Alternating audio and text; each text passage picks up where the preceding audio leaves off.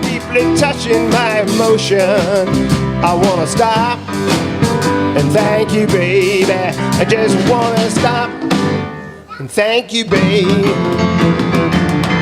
How sweet it is to be loved by you.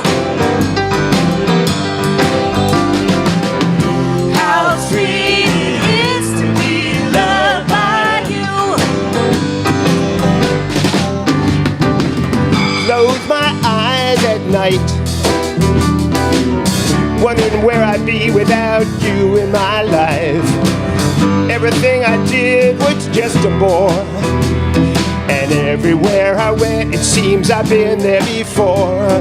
But you brighten up for me all of my days with a love so sweet in so many ways. I wanna stop, thank you, baby.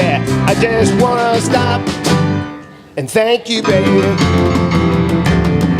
How sweet it is to be loved by you. How sweet it is to be loved by you.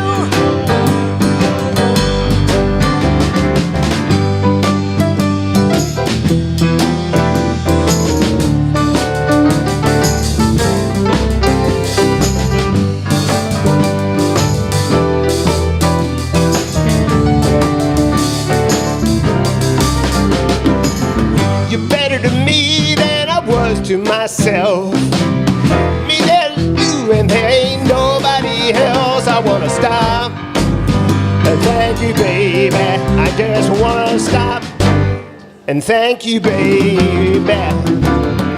How sweet it is to be loved by you. How sweet it is to be loved by you.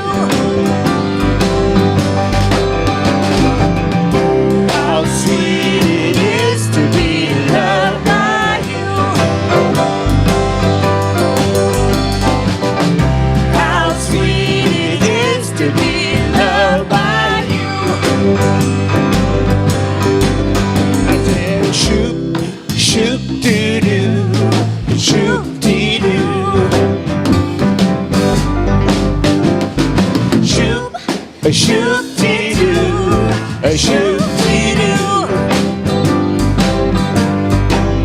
I said shoop, a shoop-dee-doo, a shoop-dee-doo. I said shoop, a shoop-dee-doo, a shoop-dee-doo. How sweet it is to be loved by you. How sweet it is to be loved by you.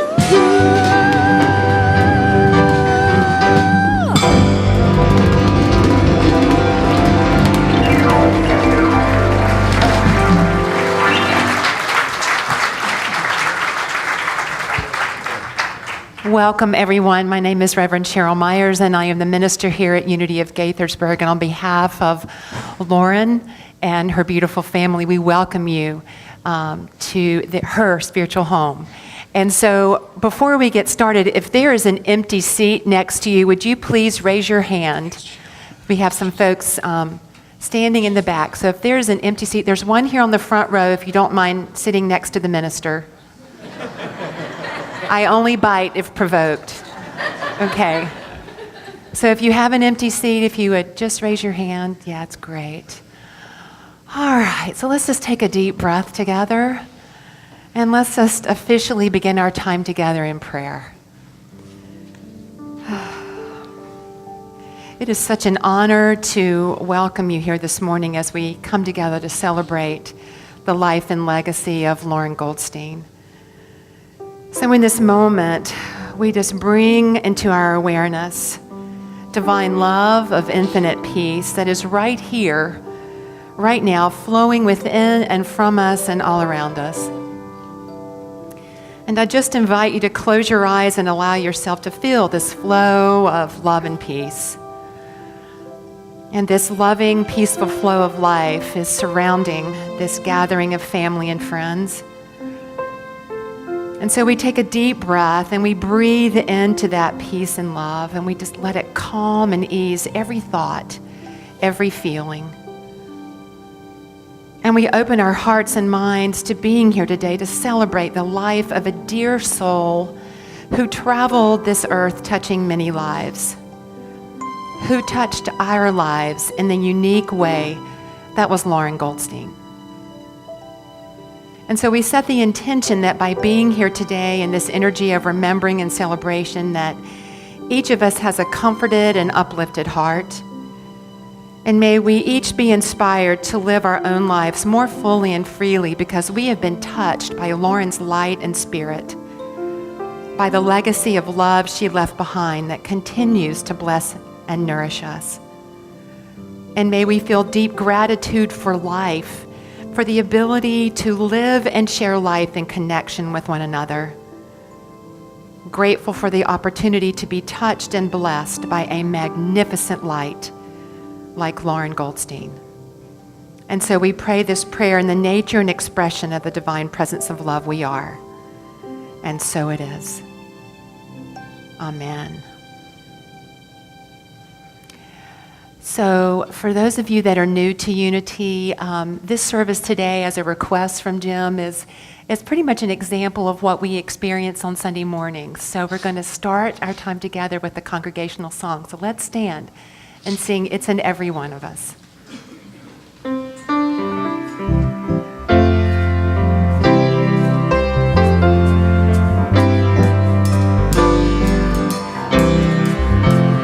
It's in every one of us to be wise. Find your heart, open up, close your eyes.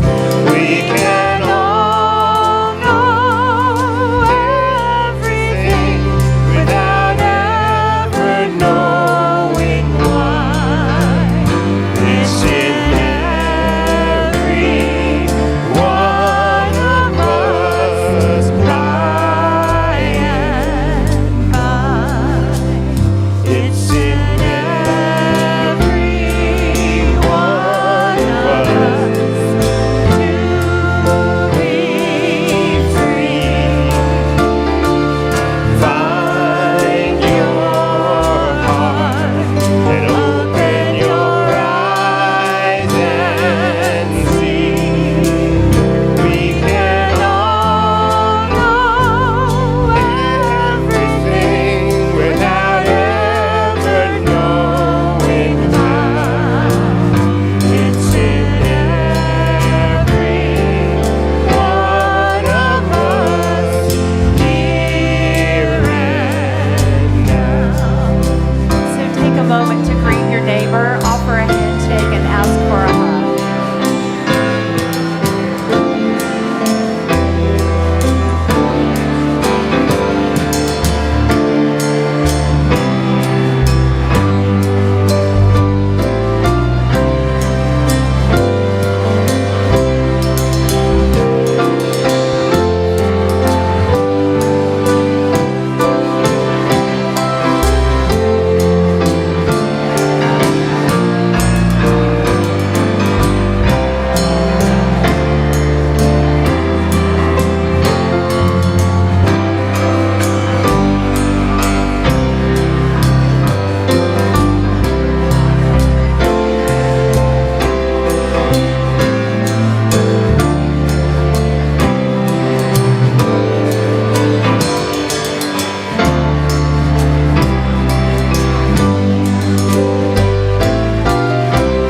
So let's make our way back to our seats and continue singing.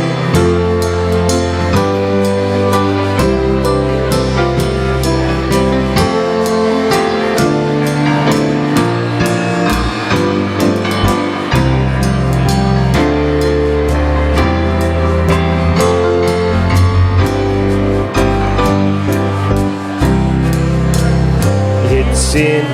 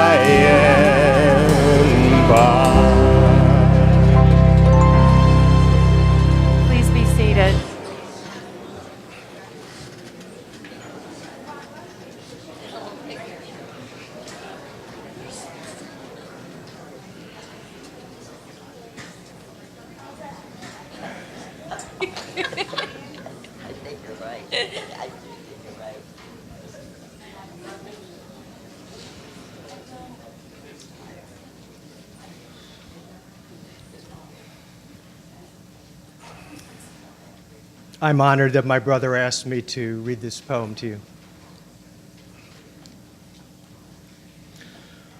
Don't stand at my grave and weep. I'm not there.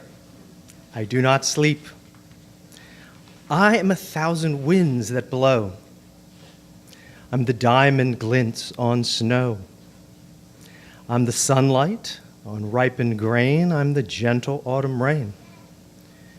When you awaken in the morning's hush, I am the swift, uplifting rush of quiet birds in circled flight.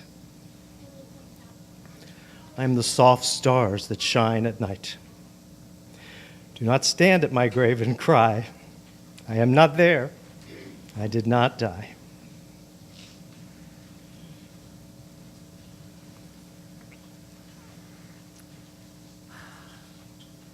I love that poem as it speaks to what we celebrate and know about Lauren. On March 12th, Lauren transitioned in her home nearby, and during the days before she passed, she was constantly surrounded by those who loved her. Jim, Thea, Todd, Bethany, and Mom Ruth, and dear friends. And her passing was described as being very peaceful. And I can imagine that Lauren was at peace because she was surrounded by so much unconditional love. She felt it, and it lifted and comforted her. And this was what Lauren created around her. It was a testament to how she lived her life. Being love, giving love, and then allowing and receiving love to bless her life. And that love lives on in the beauty and connection of her family and friends, all of you that are here today. And like the poem said, Lauren did not die, as she is very much alive in the legacy she leaves behind. And what Unity teaches about the experience we call death is that it is really a movement into a transitioning from one life experience to another. And this is the promise of eternal life. And what occurs is that life simply shifts in its form and expression. And today we claim and know that truth, and we allow the promise of that comfort to uplift us. And Lauren is alive and well in our hearts and in this space. And don't you just feel her here in this room? I know I do. She used to sit right back by that back door. I feel her light and her loving presence living on here at Unity of Gaithersburg. I can see her sitting back in that chair next to the sanctuary entrance door as she served as the head of the greeter usher team. Lauren joined Unity of Gaithersburg in 1992. And throughout those years, she was a steadfast presence at Sunday service, special events, and classes. And for the last 6 years, she was the head of the greeter usher team, and she was incredibly organized, I hear. To see her at work on that team was a sight to behold. Lauren loved people. She had no problem whatsoever talking to people she had never met because she never met a stranger. She would immediately introduce herself and bring whoever it was over to meet me and other congregants. She wanted people to feel as at home here at Unity as she was. Lauren loved diversity. She loved that Unity is diverse in race, culture, and religious beliefs. She so got it about our inherent connection and oneness. She saw the divinity that is each person. It was beautiful to behold. And I have felt blessed to hear more about Lauren beyond Unity of Gaithersburg from Jim and others who knew her. And here's just a little of what was shared. Lauren was born October 13th, 1952 in Philadelphia to Ruth and Ted Stern. She was an only child. She attended Penn State and Villanova College to get her master's in counseling. She was a straight-A student. She taught elementary school for 10 years in the Philadelphia public school system. She was also a homemaker, gardener, and decorator with a great sense of style. She tutored students for many years, making such a difference in their lives. She loved her family and friends. She was married to the love of her life for 35 years. Their marriage was an inspiration of what true love and commitment can look like when lived with joy, honesty, acceptance, and unconditional love. She adored her children, Todd and Thea. She was a committed and loving mom. Lauren loved. She served. She was a light in this world. She created joy around her wherever she went. She was and is so loved. And I close my thoughts today with one of my favorite scriptures to read when celebrating a life of joy, love, and service, which was Lauren.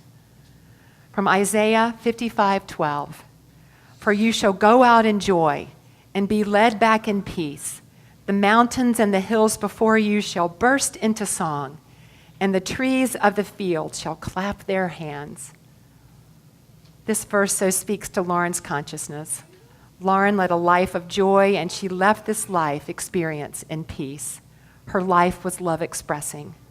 How grateful we are for her presence on this earth and for the legacy she left for us. In all that she did, in all that she created, and wherever she served, she consciously expressed her divine nature fully and joyfully. Thank you, Lauren. Today we celebrate you, and we remember you and the gift you have been to us.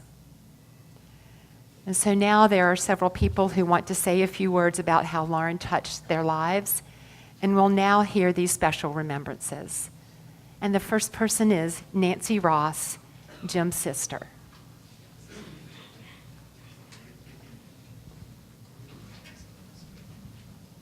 Hi, everybody. That's working, right? It's funny. I prepared certain things to say, and then I'm here, and it's sort of like I'll say what's here, right? And as we were singing the song in the beginning, it occurred to me Lauren did this fantastic job of getting everybody together to be in the presence of who they are and their love and appreciation for life, which is who she was. What I wanted to share about, as generous as Lauren was, I was thinking, she was always in the background making things happen, and I was always in the foreground showing myself. But we had a perfect relationship, and we absolutely adored each other. And I would call her. I live in San Diego, so I would call her, and I'd leave her a message, and she would call me about an hour later, and I'd say, "Oh, you got my message?" And she said, "No, did you call?" And I said, I did, but obviously it got to you. She always got my message. I was going to talk about her love of children and her magnetism to any child, any age. And I remember when my youngest daughter, who's now 34, was about 6 months old, Lauren would babysit her and tell me all the brilliant things she did at 6 months old. And that was kind of how you felt if you were a kid around Lauren, and probably if you were an adult around Lauren also, is that you were brilliant and fantastic.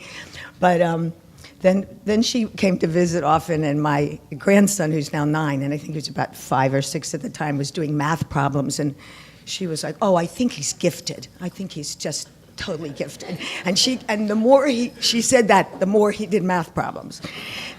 And then when they came back from Mexico, they stopped in San Diego, and my 2 teenage daughters, 15 and 17, who literally will not talk to you if you're over 20, came over, and they were so engaging and so expressed in her space, and vice versa. And then, in fact, Julie and I were just sitting there going, where did these children come from? Who are they? But that was Lauren's space. And when they went home, they said to Julie, she is the only person we know who's really cool. She is just really cool. And I came to visit about, I don't know, six weeks ago, whatever. And Jimmy had been just working so hard to take care of her, and I really thought I could make a difference by taking care of her and let Jimmy rest. Jimmy ended up getting sick when I was here, and so Lauren and I spent a good solid week every day in the hospital, managing to have a good time in the face of all these circumstances. And before I left, I was looking at her this one day. She was kind of in pain, and it was hard for her to communicate. And I was just looking, how can I tell her how much I love her? I can't squeeze on her or hug her or anything. And when I was a kid, my grandma, I don't know how it got in my family. I don't even know what words these mean or anything. But the way you express love is your grandma and your grandpa and your mom and your dad would kiss on you and hug on you and say, "Utsa was a pizza pie. Utsa was a mommy's heart." And I just looked at Lauren and I said, "Utsa was a pizza pie. Utsa was a mommy's heart." And she totally got it. And that was my really last expression to her. And she knew how much she was loved. Thanks.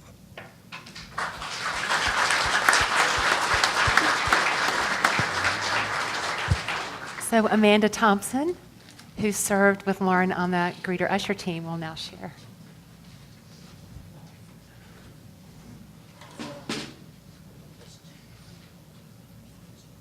Hi. I'm so grateful to be up here. I just wanted to share a few things about Lauren that I really appreciated.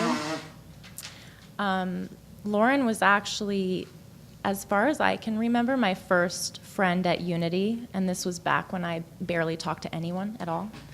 And the Reverend at the time, for some reason, asked me to be an usher. Maybe he thought I would get to know more people that way. And Lauren just welcomed me right in, and like it was like she had known me forever, like I was a part of that church, this church, for as long as she had been. And so I was actually going to usher today. Sharon asked me, and she didn't end up needing me, but I felt like that was so appropriate because I spent so much time sitting next to her in that usher row back there.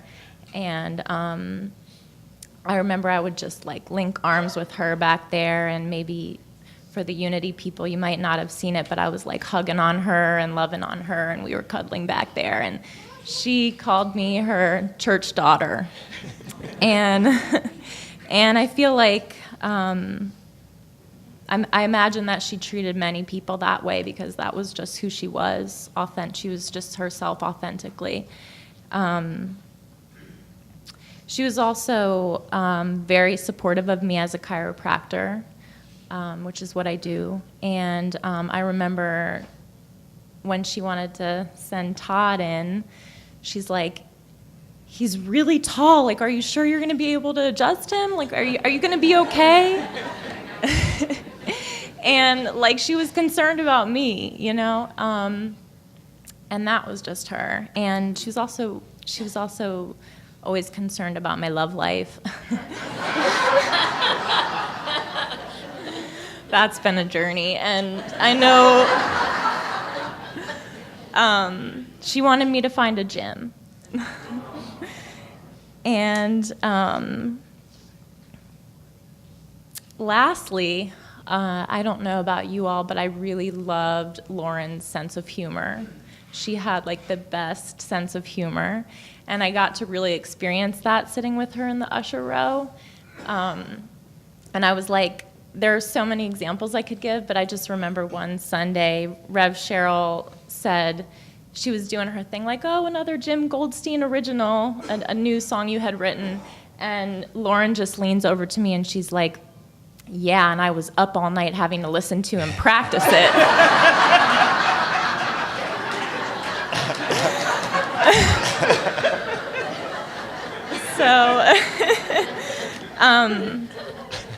So I'm going to miss all those times with her in the usher row. But I just thought, what a wonderful way to remember my first couple years at Unity. Thank you.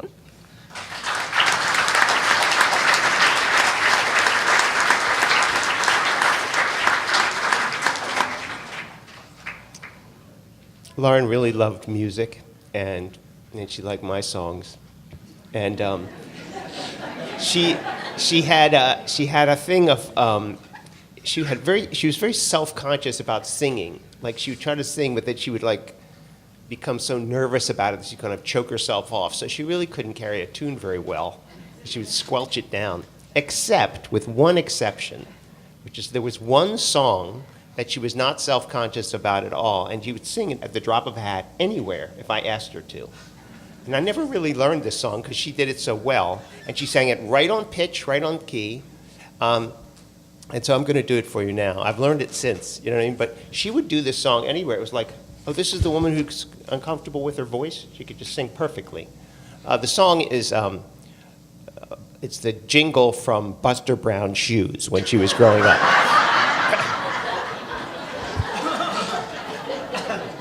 Anytime I watch it. Can you sing Buster Brown?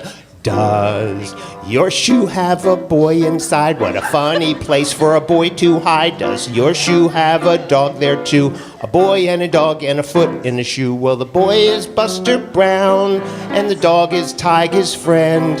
And they're really just a picture, but it's fun to play pretend. So look in your telephone book for the store that sells the shoe, with a picture of the boy and the dog inside, so you can put your foot into Buster Brown shoes.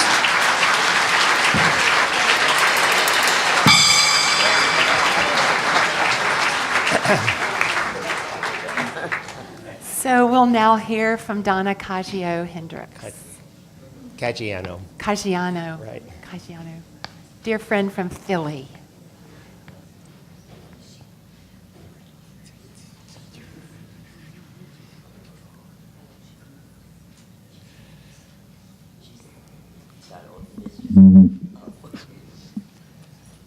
Hello, everybody.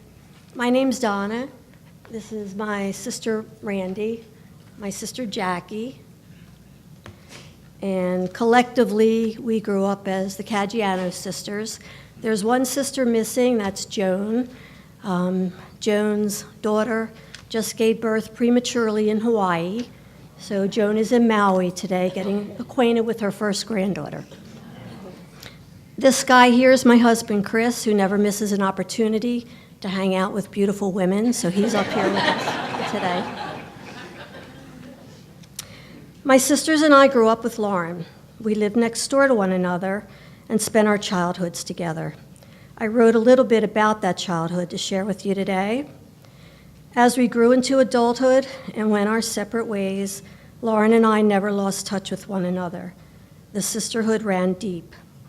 Even though years, even decades could go by, without Lauren and I physically getting together, we always kept in touch by phone and spent time catching up with each other's lives. The very fact of our geographical distance and the many years that would pass without the physical contact is the reason why my husband Chris, my hero, as Jimmy is Lauren's hero, is the reason why he's volunteered to read the words I've written on my behalf today. You see, because of the physical distance, up until today, it's been pretty easy for me to deny that Lauren is physically no longer with us. I knew that today was going to be my personal reality check, and that I would finally be forced to come to terms with this. It was difficult for me to take this walk down memory lane and put the words on paper. I knew that my heart wouldn't allow me to share them with you today, so Chris has stepped up and offered to speak them for me. Thank you, babe.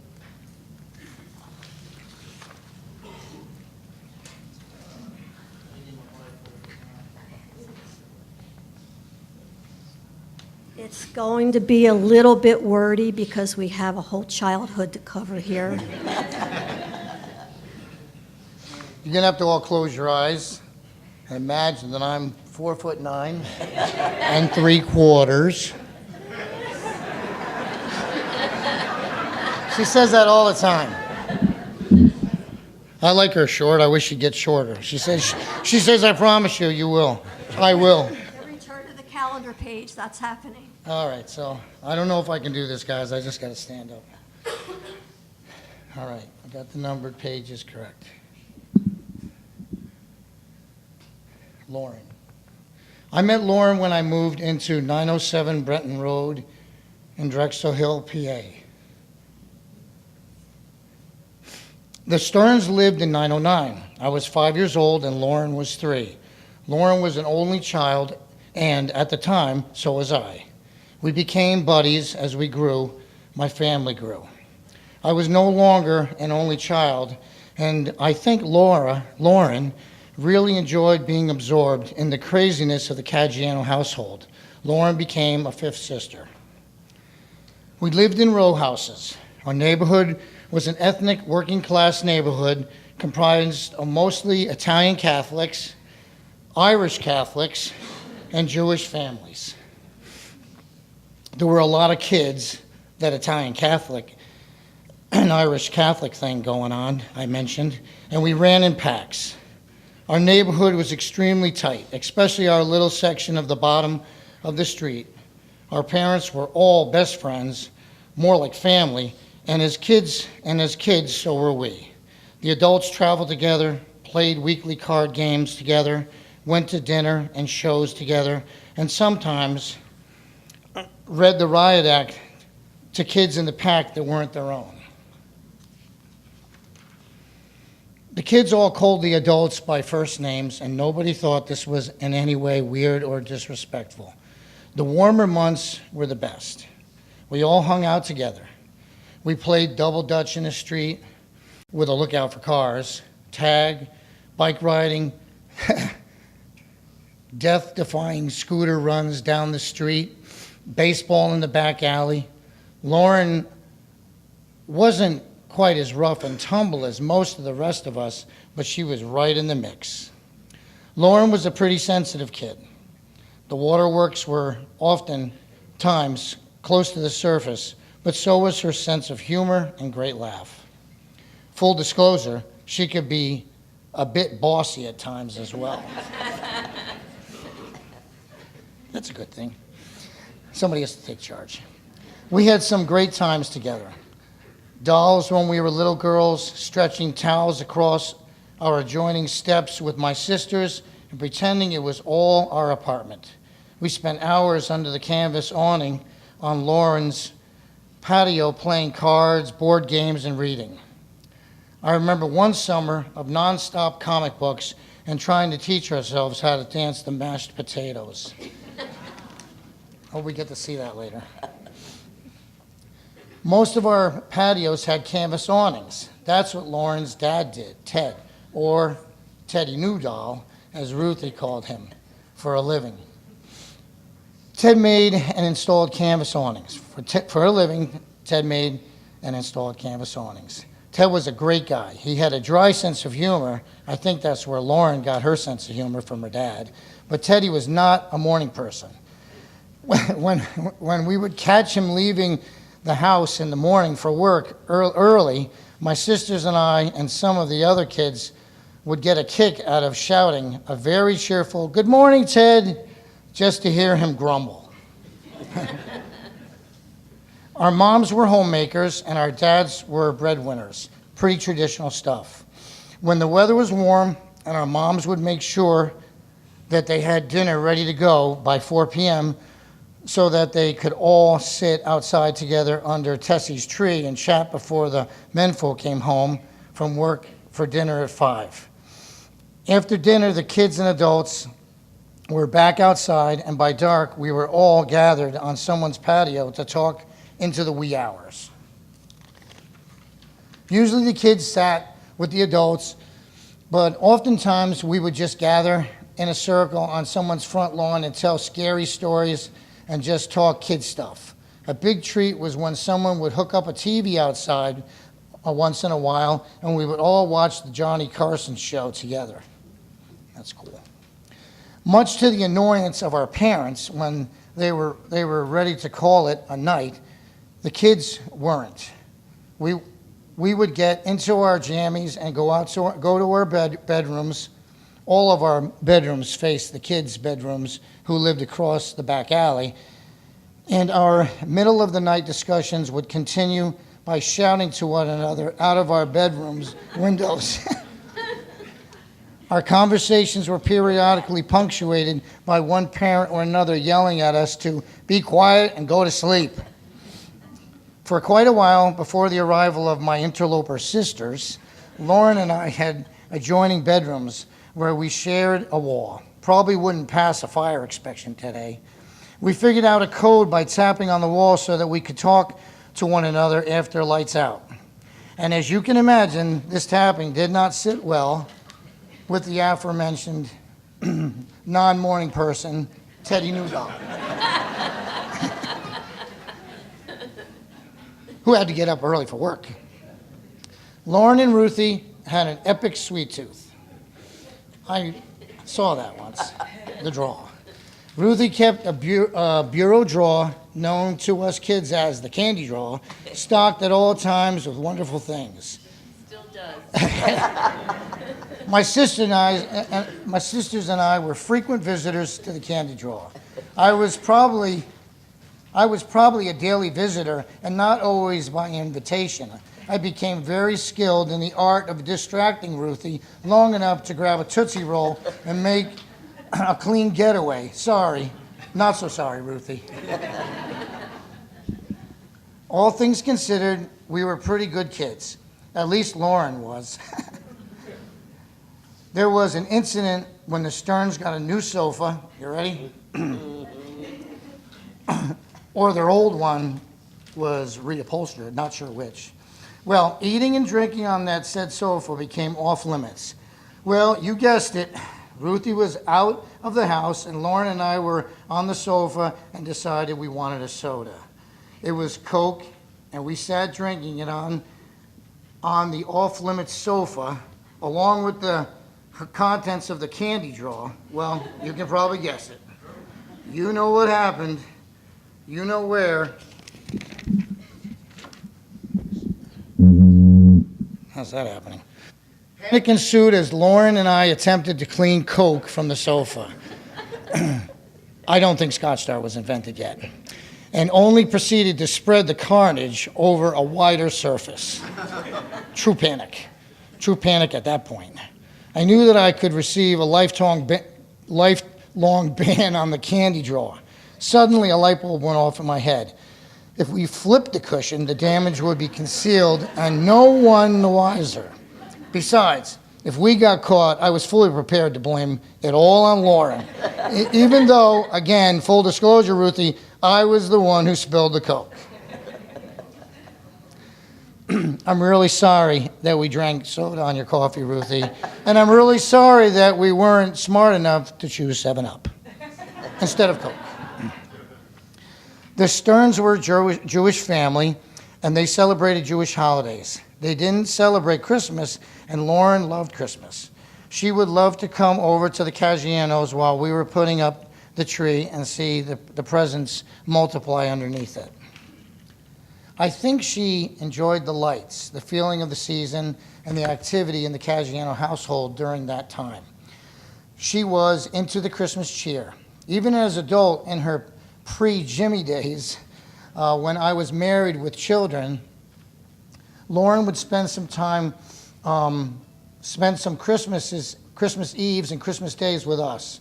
Her Lauren stocking would always hang on our mantle alongside ours.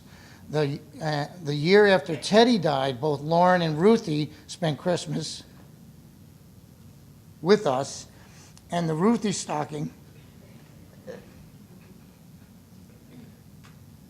kind of sweet, and the Ruthie stocking was added to the mantle.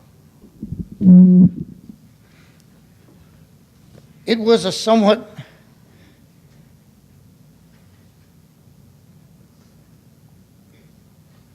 Memorable. It was a somewhat memorable Christmas. I got a microwave oven that Christmas, and my former husband decided to cook the Christmas turkey in it. We didn't eat turkey that Christmas. I also enjoyed the Jewish holidays. I was particularly taken with Hanukkah as a kid. I thought that any religion that could celebrate a holiday for days that included gifts was pretty cool. Another Jewish holiday I remember celebrating with the Stearns was one that served a food item called gefilte fish. It may have been Passover, but I'm not sure. I remember Ruthie strongly encouraging me to try just a bite. It was a childhood trauma that stays with me to this day. I had to run straight to the candy drawer to wash away the taste with chocolate. She's a chocolate fiend, that's not. I have often wondered if Lauren and I hadn't been busted after the sofa caper, and Ruthie was finally able to get her payback with the fish. Was that payback? I can't think of a better way to have grown up. Our neighborhood was a true community. It was a family. It really did take a village. My sister Joan's best friends from the block growing up remain her best friends today, all of them. It was genuine. There was a lot of love, time, and distance doesn't diminish that. Neither does death. Now that you know a little about our neighborhood, I would like to mention that another one of our pack, Susan, passed away the very same day as Lauren from that beast cancer. I would like to think that Lauren and Susan greeted each other joyfully and are both here with us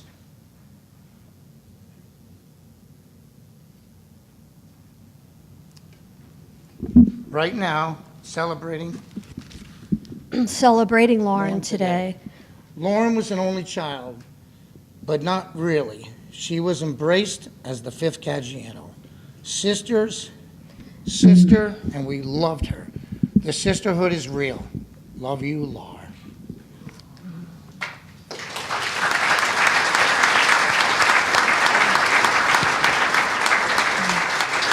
I thought I'd be able to read this straight through without a little tear, but I know. I didn't know if I was going to have to step in and help him a little bit. Obviously, it was a really wonderful. My sister Jackie would briefly like to say a little something, if that's okay. Thank you, guys. I'll pass by. As Lauren's sister-in-law mentioned earlier, Lauren was a teacher. Lauren taught in Philadelphia School District, and when I was growing up, I wanted to become a teacher too. As I started college, one of the requirements that we had is we had to go and observe a teacher to find out if that's what we really wanted to do. So, of course, I asked Lauren.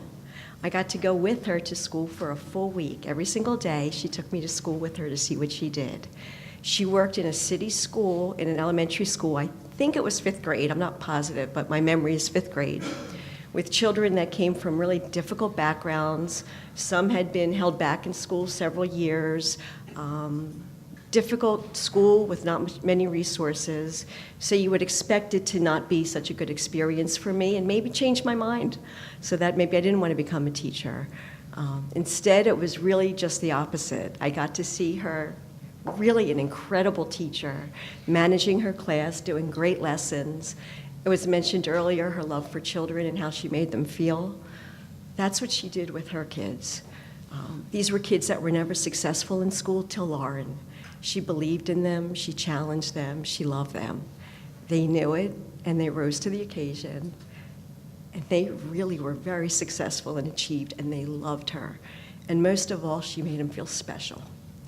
So I became a teacher.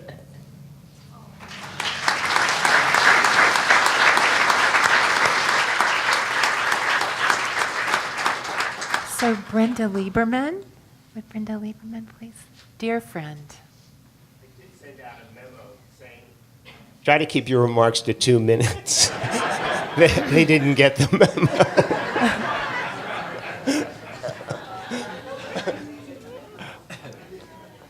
Uh-oh, there's no.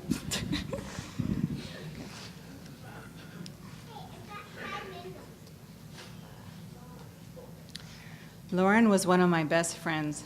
She was the kind of friend who was like a beloved sister. We shopped together for clothes because we both really didn't like shopping. We shopped sometimes for Ruthie and sometimes Todd, one time sending pictures of shirts to Todd's iPhone to see if they would possibly pass the test. We borrowed each other's clothes. We cleaned out closets. And as you probably suspect, if you know Lauren, it was her helping me clean out my closet. She was the best organizer and loved cleaning out drawers, shelves, cupboards, and closets. She would get so excited sorting through a drawer. Her voice would get louder and louder. I would be laughing inside, but at the same time, I was happy for her help. I could say anything to her, and she could say anything to me. We talked about things that started with the line, "You are the only one that I will tell this to." We met when our kids were in preschool. I realized that she was very clean and organized when she first visited my house. She looked wistfully at a half-done puzzle on the living room floor and said, "I wish I could let my kids leave a puzzle like that." She wasn't judgmental about it. It just spontaneously came out of her mouth. When our kids had grown up, we wanted to do something together that would help others. So for a couple of years, we volunteered at an elementary school and went out to lunch afterwards. I was always amazed at how great she was with children. She was like a magnet to them. She often showed me pictures of her little friends next door. She told me how this little boy and his sister would ring her doorbell at all different times and ask if she could come out to play. And she did. She played with them a lot. We went to several night classes at Unity here over the years. This was a way to see each other more often and to immerse ourselves in the kind of spiritually uplifting topics that we both loved. We talked about our children, and just like a sister, she was always there for advice. One time, my daughter Jen went through a speed trap in Virginia and got an expensive ticket. She was really afraid to go to court. I was out of town, and Lauren volunteered to fill in for me. Lauren drove to Arlington, Virginia, and went with my daughter and helped her to get a lower price. Jen never forgot that and loved Lauren so much. Last weekend, Jen came over with a planting kit and told me a story that I had never heard before. It's the hard part. When Jen was 5 years old and in Lauren's backyard, she asked Lauren what these particular little blue flowers were. Lauren told her that they were called forget-me-nots.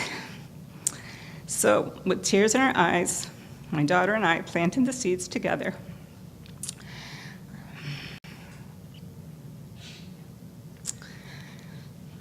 Well, now I'm going to take more than 2 minutes because I have to cry. We were remarking on how these flowers had a double meaning now. When the seeds grow, I will plant them in my backyard and will do the same thing every year. Another of my favorite Lauren stories of the many choices happened a few years ago. My son Brian started a company to help the homeless receive new clothes. He decided to have a house party with a band at our house. I was very thankful that Lauren and Jim came to the fundraiser. We had a great turnout, and our house was very crowded and very loud. My sister-in-law worked her way through the kitchen to get to me. She grabbed my arm and very excitedly said, "I just met your psychic." I said, "What?" She led me through the crowd in our living room to Lauren sitting on the couch. We told Lauren, and she burst out laughing. When introducing herself, she had told my sister-in-law, "I'm Brenda's sidekick."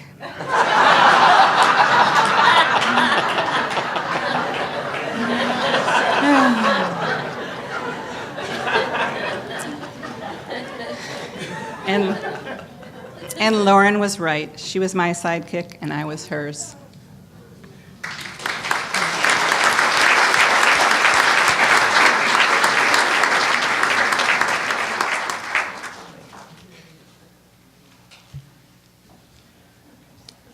This is a song that I wrote that Lauren enjoyed. And a lot of you guys know it's a sing-along. Here we go.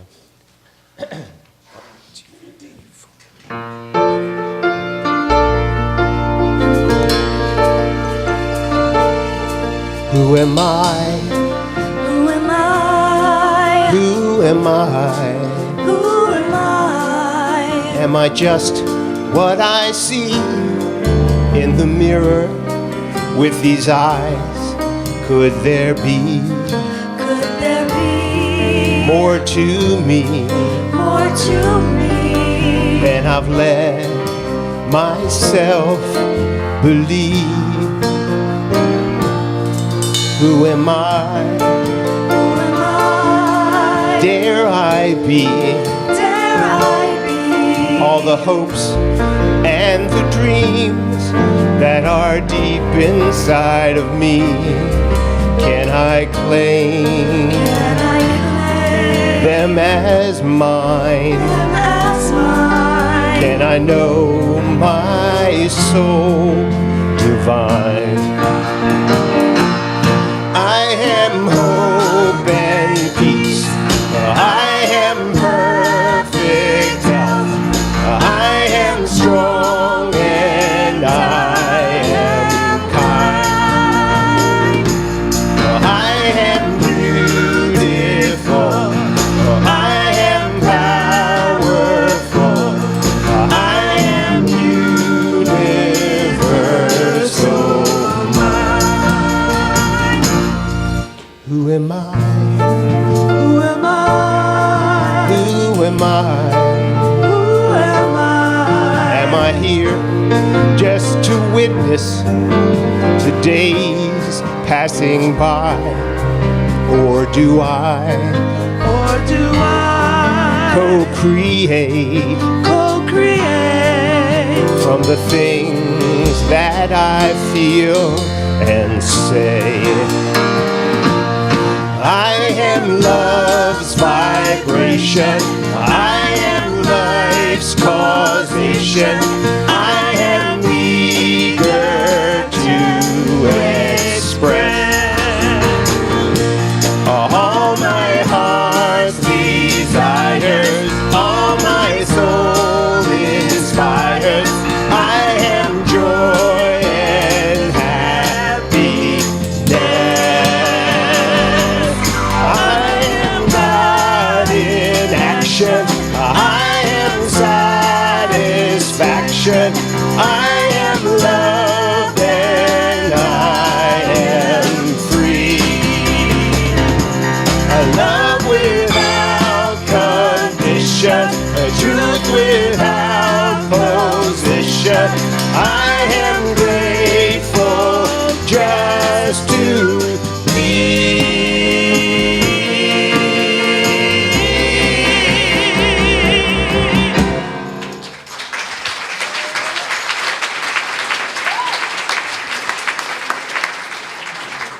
And now Marta Cookson, dear friend, will come and share.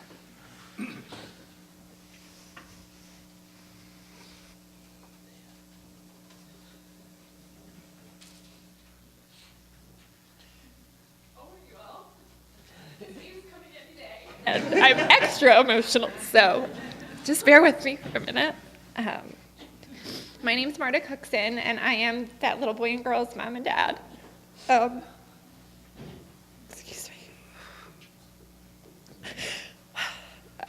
The little boy and girl are Hunter and Sadie, and when my husband and I we moved into the area probably like 7 years ago.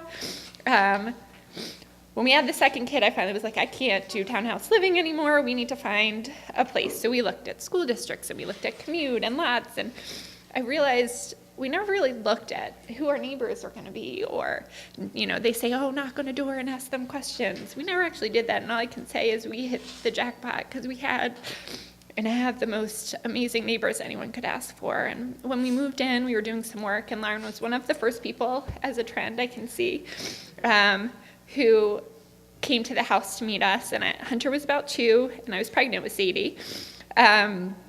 She introduced herself and, of course, gravitated right towards Hunter.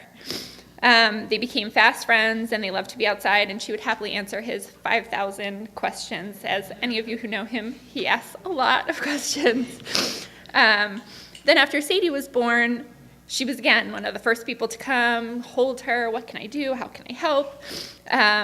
And it was always great when she stopped over to visit, not only because it gave me a break, but all of our family lives far away. So Lauren quickly became kind of their neighborhood grandmother. She also was their babysitter and actually one of their best friends. Lauren would watch the kids for me when I had appointments, and many times the kids would just ask, can you ask Miss Lauren if she can come over and play, or can we go over to Miss Lauren's house? They loved playing with her so much that a couple years ago we actually had to install like child locks on the doors because I would go to the bathroom and then I would hear the door and I was like, oh. And it was Hunter out the door and he had walked over to Lauren's house to visit, to either visit the cats or ask her if she could come out or questions, you name it.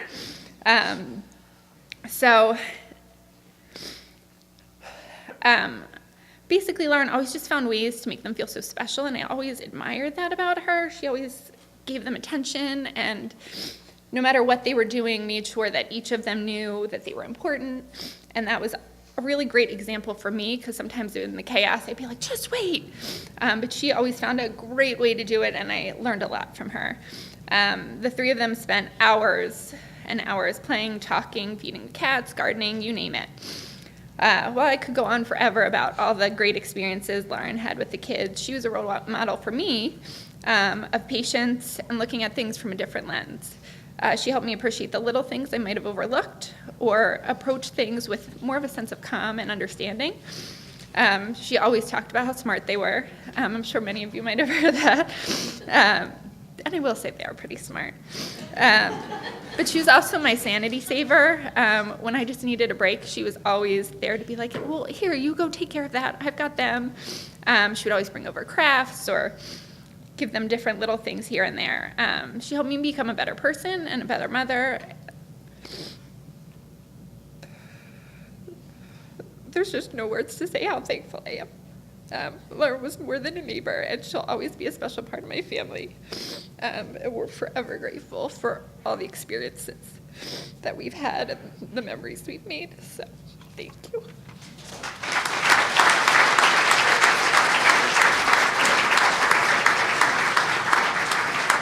So we're going to move right into special music now. As Bethany has discerned, it is not hers to share, and so we'll just have some music.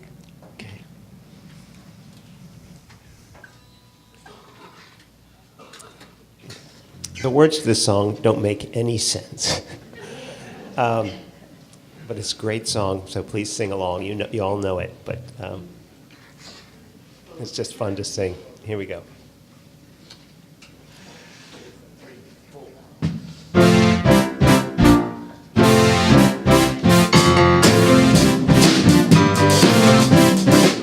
Man walks down the street, he says, why am I soft in the middle now?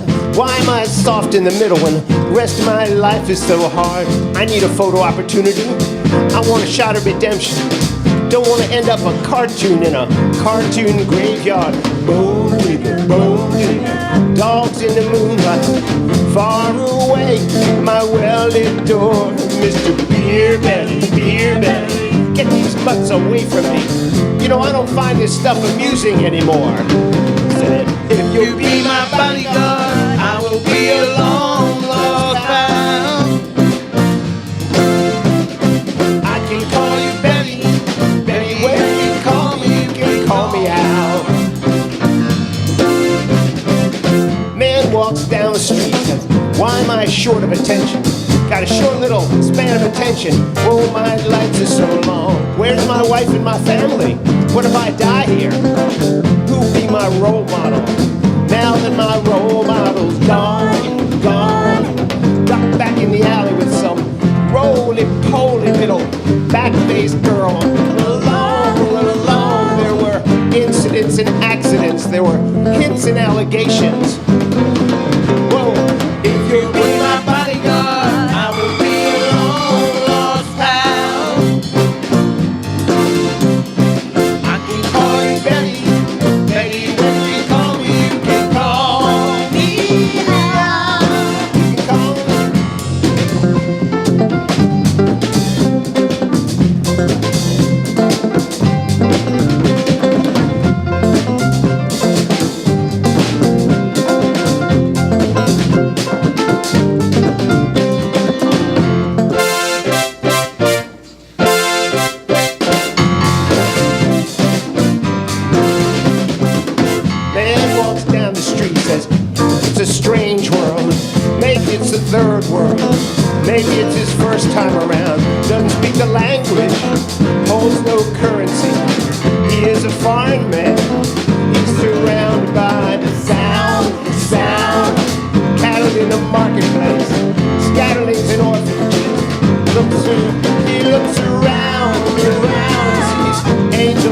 architecture, spinning in infinity, says, Amen, hallelujah. If you'll be my bodyguard, I will be a long lost hound. I can call you Betty, Betty, when you call me, you can call me out. You can call me out. Na na na na, na na na na, na na na na,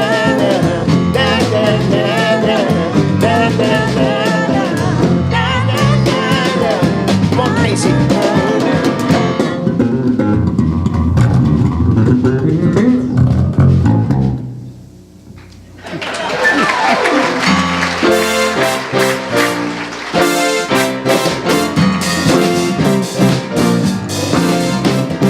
If you'll be my bodyguard,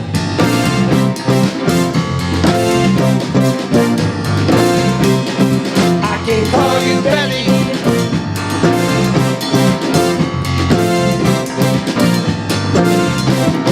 If you'll be my bodyguard,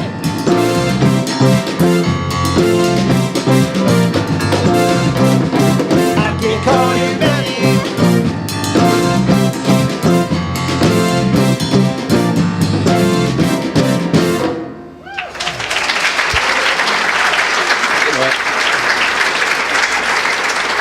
So, on behalf of Bethany, Allie Smith is going to come and read something on her behalf.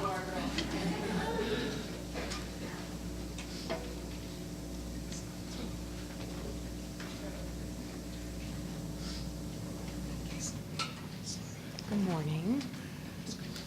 All right, so on behalf of Bethany, every new day, Facebook reminds me about my previous posts I wrote on the day all the way back from when I first started my account in 2007.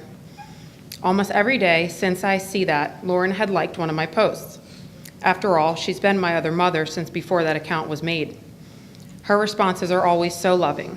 For instance, I've posted pictures of the amazing children I've nannied for, and she would always comment on how cute they were and how lucky they were to have me.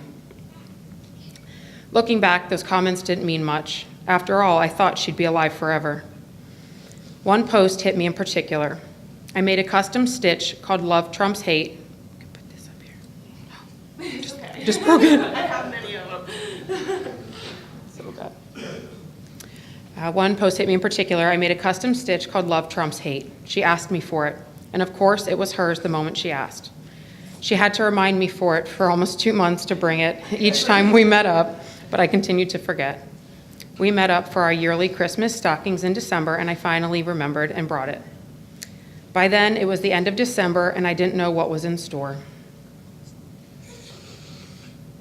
Just a couple of days after our Christmas meeting, the large group email came to my inbox that explained to family and friends about the fight Mom was under, stage 4 pancreatic cancer. When she and Jim went to Mexico a couple weeks later to undergo treatment, I visited the house to do some car work with Todd, and the cross stitch was on her dressing table with other cherished things. I instantly felt bad that I had not given it to her sooner. How could I have been so forgetful?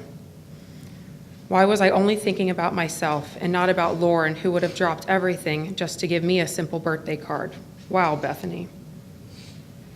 No sooner than the week she got home, she was back in the hospital fighting strokes, an expected symptom of the cancer.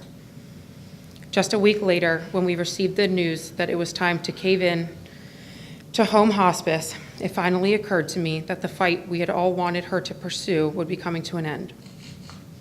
I took off work and stayed with the family at the house for only 5 days until she passed, changing her IVs, bathing her, consistently begging her to drink water. I kept noticing the cross stitch on her table. I gave it to her, and she never had time to enjoy it. She was in no condition at this point to even know who or what Trump was, but I know she still felt and knew what love was. I would look into her eyes, and most of the time there was nothing there. However, she would snap out of it every once in a while and notice us sitting there. She did it for each of her children, including me and Jim. She waited until we were all together, sitting on the bed, looking at old VHS tapes from when Thea and Todd were little to pass away. We were all there. Later that night, I took the cross stitch back home, and it's been sitting on my table ever since. I wish Mom could have had it forever, but I do know that she cherished it. I do know that. It's probably messed up. No. But I do know she did cherish it for the very little time she did have it. Her love will forever trump hate.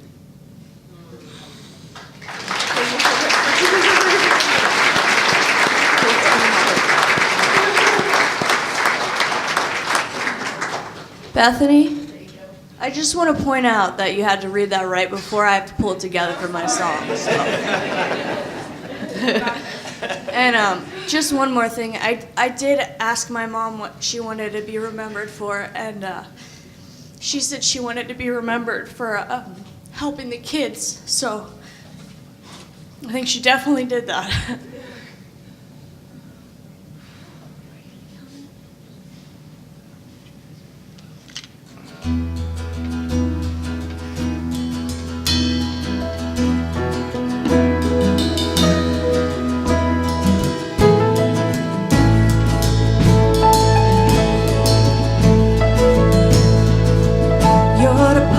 Was quick, shook me sleeping and swift, a reminder that life is a gift.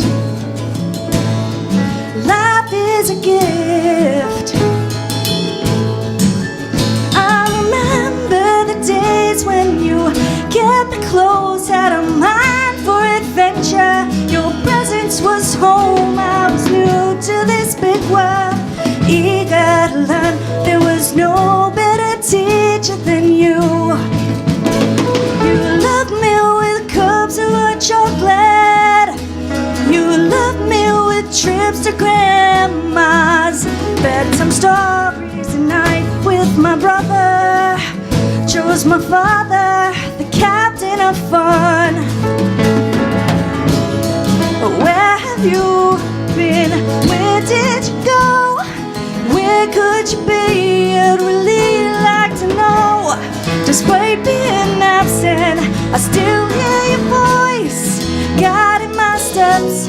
My choice, my choice.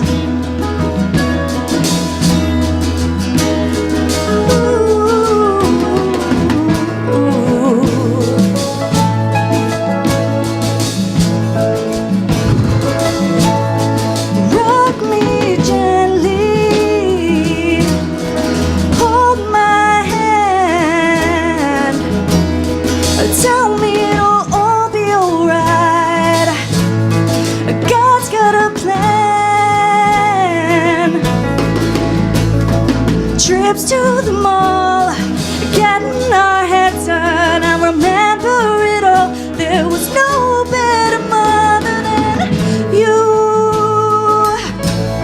the mom that I choose.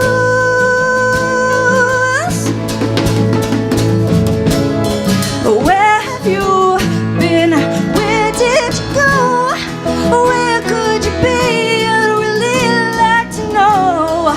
Despite being absent, I still hear your voice guiding my steps. My choice, my choice. My choice, my choice, my choice. My choice, my choice, my choice. Where have you been? Where did you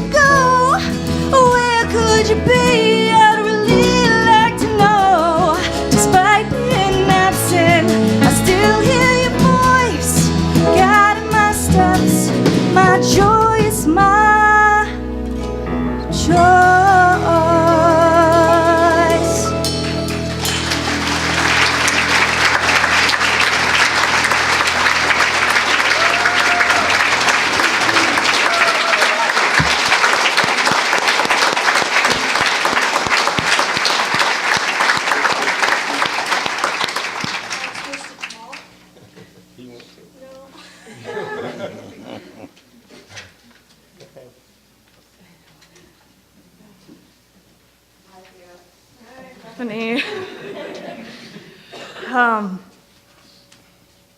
Well, I didn't really prepare anything. My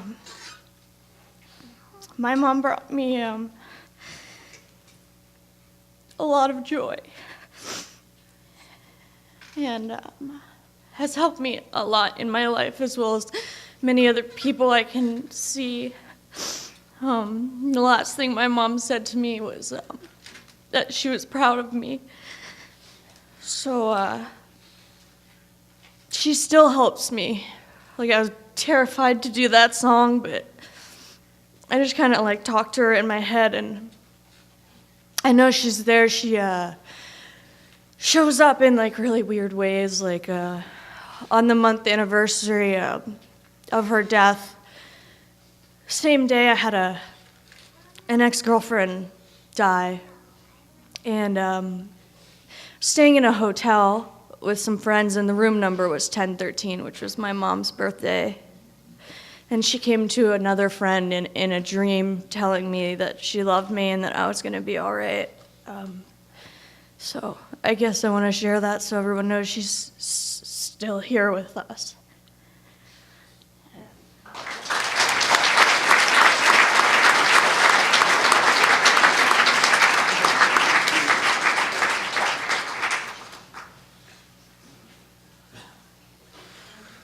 Hi, everybody.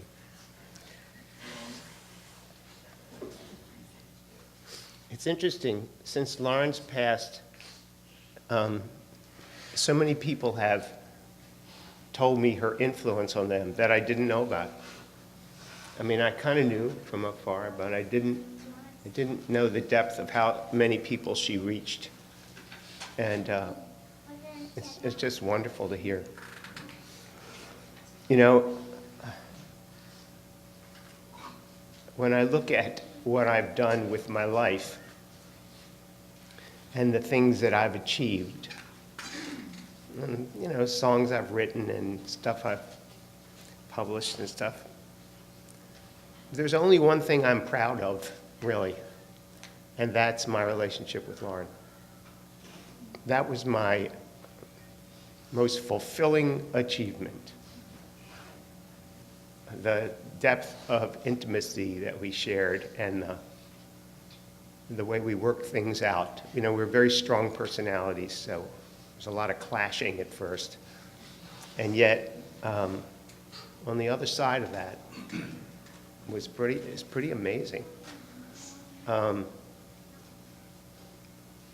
was somewhere the other day doing something that should have been fun, and I had this thought, I'd rather go home and hang out with Lauren. That was the thing. That was my favorite thing.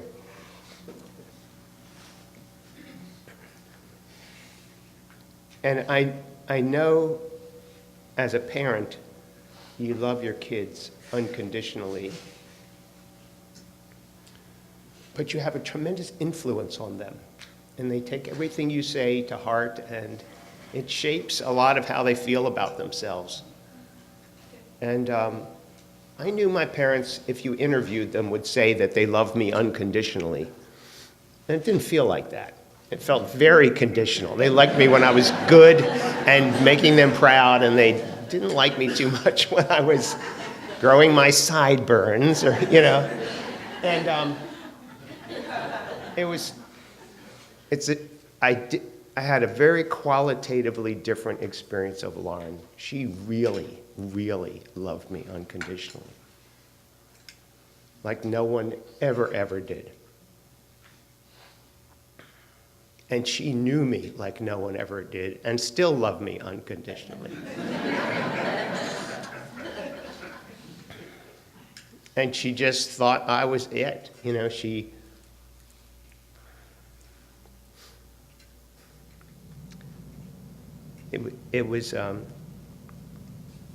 I was a better person in her presence.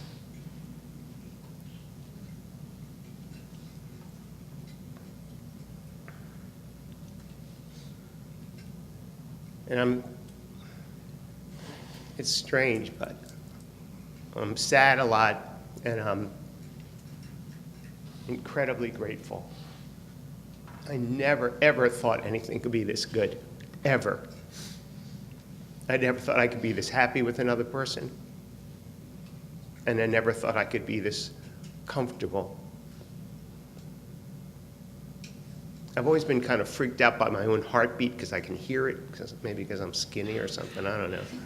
I can hear it a lot, you know? And consequently, I never liked any doctors or anybody like touching my heart or something, like, don't do that, you know? Except Lauren. She had like free access. It's like, you could put her hand anywhere, you know? And I didn't mind that. Anyway, I'm grateful to all of you for being here. It's really been helpful for me to write these journal articles. I've gotten a lot of nice feedback from you about it. But it's therapeutic for me. Because we really did hit something. We hit into something about what it takes to really be close. And she was a lot of that. She really was. Anyway, thank you all. It's going to be a little more music, and then we're almost done. Thanks.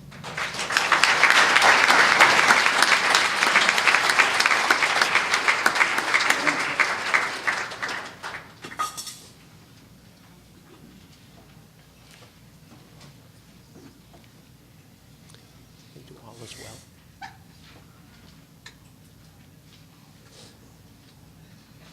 We're going to go into meditation with all as well. Good.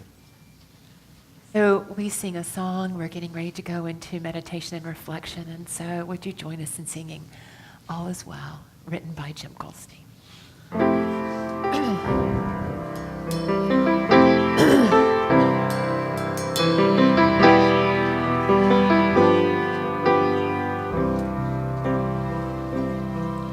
As I close my eyes and the world disappears, I can feel my breath rise and fall.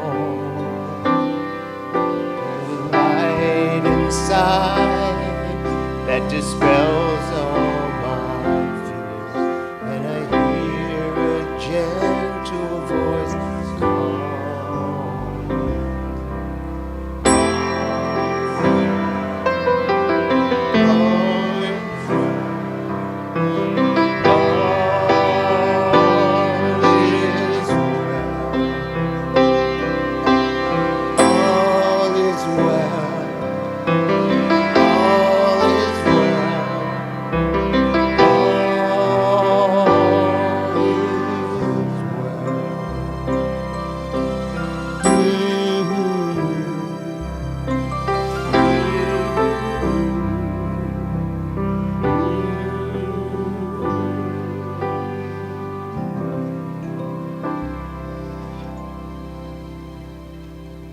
So let us take a few moments now to join our hearts with our remembrances of Lauren.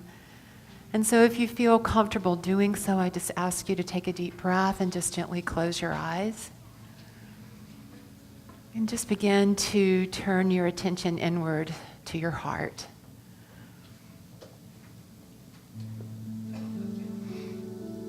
And as you take a deep breath, I just invite you to bring to your mind and to your heart a beautiful yesterday, a special day, or a special moment that you remember spending in the company of Lauren when you felt connected with her and experienced the light and the joy in the heart that she expressed. So just invite you to bring that to your mind's eye right now. And just feel her presence and recall how important she's been to your life.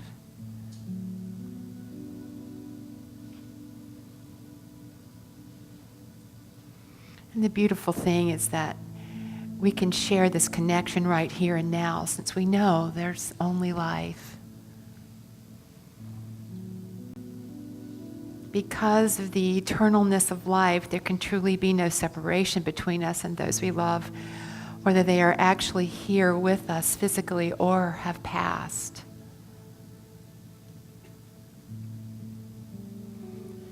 And so I just invite you now to silently to yourself and to Lauren express your gratitude.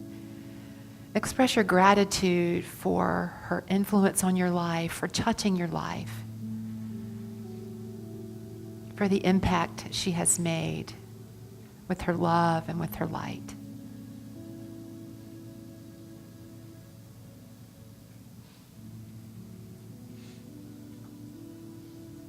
And the beautiful thing is that we don't ever have to let go of our memories. We can treasure each one because they remind us of the heart connections that we have with each other. And they remind us of how precious and sacred the gift of sharing and living life really is.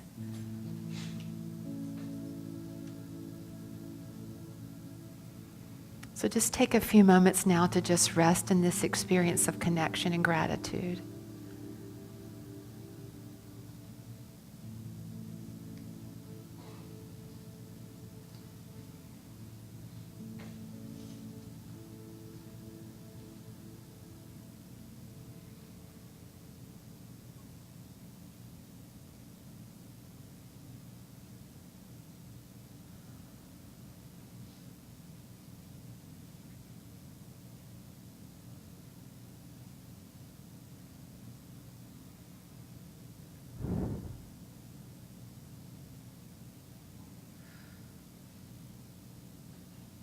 And what we know is that Lauren's spirit continues as she's moved into another experience of eternal life. And so we bless and release her on her journey and see her spirit completely infilled and surrounded with the light and love of the divine. And we are so grateful for her life touching ours. We are grateful for the loving presence she has been to us on this earth.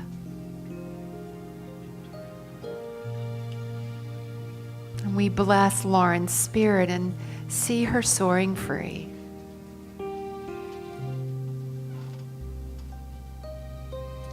And so we take a deep breath now and we open our eyes and remain in this place of gratitude for Lauren and the gift of love and joy she's been in our lives.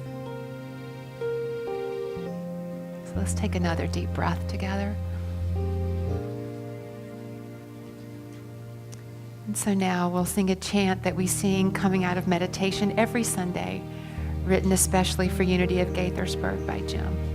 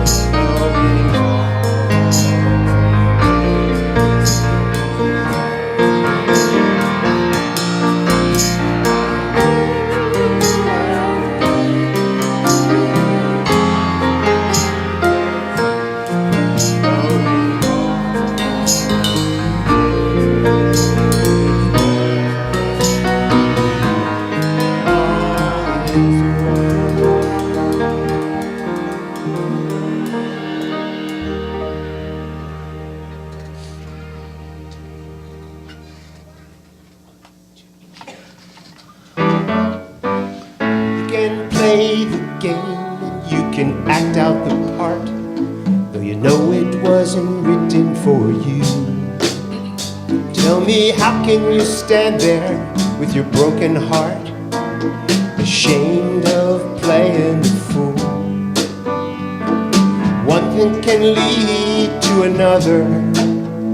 It doesn't take any sacrifice. Oh, father and mother, sister and brother, if it feels nice, don't think twice. Just shower the people you love with love. Show them the way that you feel. Things are gonna work out fine if you only will. Shower the people you love with love. Show them the way that you feel. Things are gonna be much better if you only will. You can run, but you cannot hide. This is widely known. And what you plan to do with your foolish pride when you're all by yourself alone. Once you tell somebody the way that you feel, you can feel it beginning to ease. I think it's true what they say about the squeaky wheel, always getting the grease. Better to shower the people you love with love and show them the way that you feel. Things are gonna work out fine if you only will. What I'd like to do to you, shower the people you love with love and show them the way that you feel. Things are gonna be much better if you only will.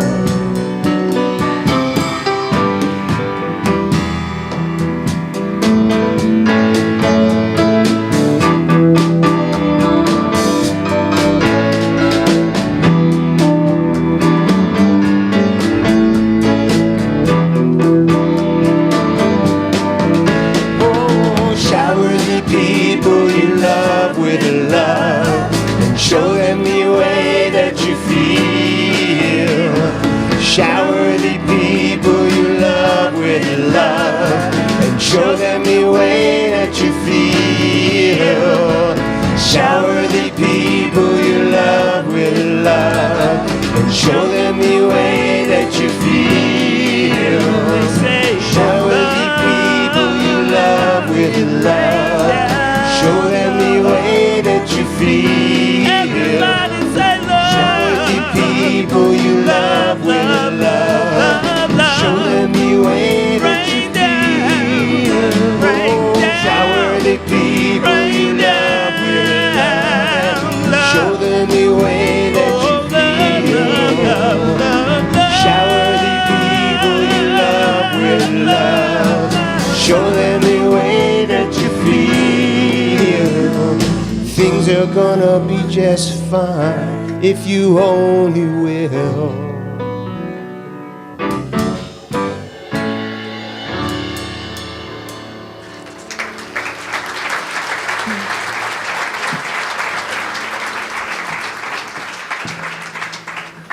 So we go forth, continuing to be grateful for Lauren and her life touching ours. And we leave this time together uplifted, enriched, and more willing to live our own lives more fully and freely, because we have been touched by Lauren's beautiful light and spirit. And we see all of Lauren's family knowing that they are loved and supported during this time of change and of healing. And so we have one more song. We end this time together with one of Lauren's favorite songs. And the words to the chorus are in the PowerPoint. And apparently there was a video posted recently on Facebook that showed Lauren dancing amazingly to this song. So feel free to do the same in her honor. Before we get started, I'm going to ask some of the singers that used to sing this with me to come on up and be our background. Come on up, Spirit Come Sound. on up, Spirit Come Sound. on.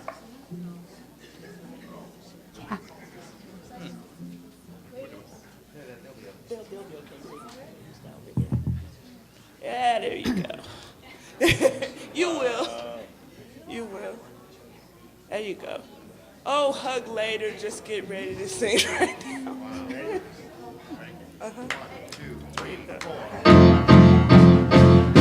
It must seem crazy what I'm about to say. Sometimes you feel you can take away. Hot air balloon, nothing gonna space.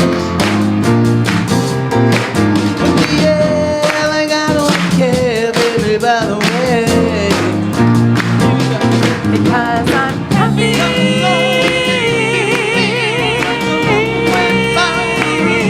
Because I'm happy. Clap along if you feel like happiness is the truth. Because I'm happy. Clap along if you know that happiness is to you now. Because I'm happy. Clap along if you feel like it's what you wanna do. Comes bad news talking this and that. Give me all you got and don't hold back. I should probably warn you I'll be just fine. No offense to you, don't waste your time. Here's why. Clap along if you feel like a room without a roof. Clap along if you feel like happiness is the truth. Clap along if you know that happiness is you now. Clap along if you feel like it's what you wanna do. Bring me down, can't nothing bring me down. Your love is too high. Bring me down, can't nothing bring me down. Can't nothing bring me down. Your love is so high. Bring me down, oh bitter. Bring me down, can't nothing bring me down. Now there we go. Clap along if you feel like a room without a roof. Clap along if you feel like happiness is the truth. Clap along if you know that happiness is you. Nah, nah, nah. Clap along if you feel like it's what you wanna do. Bring me down, can't nothing bring me down. Your love is too high. Bring me down, can't nothing bring me down. Ain't nothing bring me down. Your love is so high. Bring me down, ain't nothing bring me down. Your love is so high. Bring me down. I said, get along if you feel like a room without a roof. Clap along if you feel like happiness is the truth. Clap along if you know what happiness is to you. Nah, nah, nah. Clap along if you feel like it's what you wanna do. Because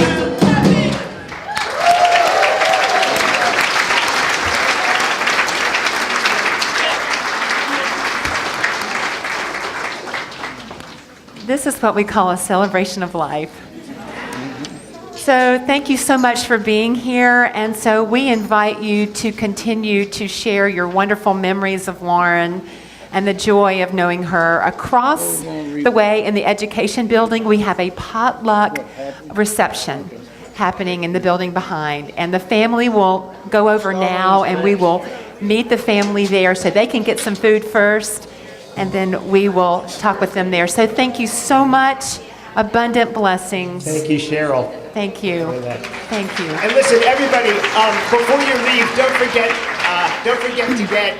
I made a friend of mine made these little kitchen magnets and buttons and stuff with Lauren's picture on it. If you want one, they're back there. Okay. Oh. They'll be in the back there. Okay. Right. you for being here.